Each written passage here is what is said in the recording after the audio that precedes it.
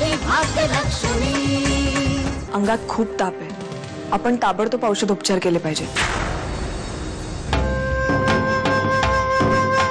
म्हणजे नेमकं काय करायचं? माझ्याकडे माझी मेडिकल किट असती तर मी काहीतरी करू शकले असते, पण अनफॉर्च्युनेटली ते पण नाही। अरे देवा, आता काय करायचं? यावर मी काही औषधं लिहून देते, ही मला पटकन आणून दे। ठीक आहे, मी ताबडतोब आणतो। भाऊ काका, मी जाऊ? बेटा तुला नाही करणार हे सगळं, आणि संजय मला कामानिमित्त ताबडतोब मुंबईला निघायचंय। मी औषधं आणून देतो आणि मग जातो। तुझ्या सगळ्या शंकांचं निरसन डोंगरावरती गेल्यानंतर होईल। आज आम्हाला हिराईच्या देवळात गावकऱ्यांना एक सुखद धक्का देखील द्यायचा आहे।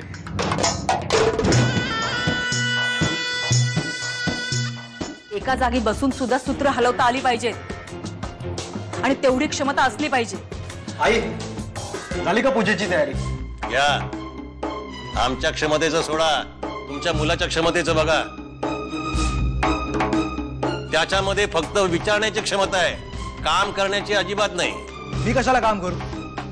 नाही जे तुम्ही आहात, आई आहे, भाऊ आहे, मग घ्या। अरे लग्न तुझं झालंय ना, त्या लग्नाचीच पूजा आहे ही। तुम्ही त्याला सारखं टोचून बोलत जाऊ नका। हे सगळं ना या आधीच करायला हवं होतं, पण आता ती वेळ नाहीये ना। झालं, मी काही बोललो की तुला लगेच त्याचा पुळका येतो। सूर्या, एक गोष्ट लक्षात ठेव, आज तुझ्या लग्नाची पूजा आहे, ती सुद्धा डोंगरावरच्या देवीच्या देवळात। ते पवित्र स्थान आहे, तिथे अभक्ष भक्षण मदिरापान चालत नाही। त्या स्थानाचं पावित्र्य राखून ठेव, गैरवर्तणूक करू नकोस, कळलं?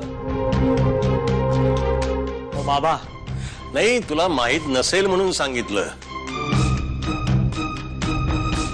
काय देवधर्म वगैरे यापासून तू लांबच असतोस ना, म्हणून म्हटलं। तुझी ही नाटकं ना मला कळतात, घरात कामं करावी लागतात म्हणून नाटकं चाललेत ना तुझी ही।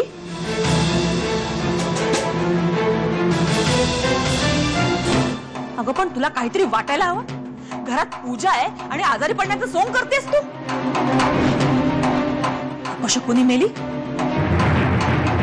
डोंगरावरच्या देवळात जायचंय, पूजेची तयारी करायची, चल उठ। आई, काशीताईंच्या अंगात खरंच खूप ताप आहे, आणि अशा अवस्थेत जर ती डोंगरावरच्या देवळात गेली ना तर तिकडच्या हवेमुळे तिला आणखी त्रास होईल। तू मध्ये का बोलतेस? इथे मी जे बोलेन ना तेच होईल। ही सून आहे ना या घरची, तिला डोंगरावर यावंच लागेल। आईंची इच्छा आहे ना की मी यावं, मम्मी येईन।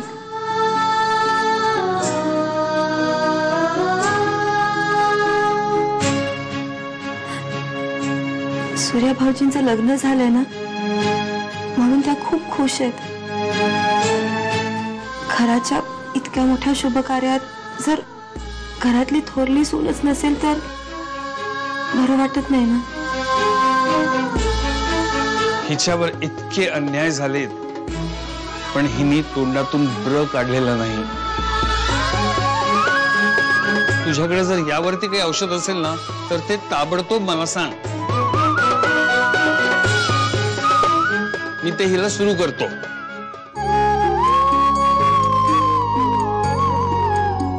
आत्ता घेऊन येतो मी।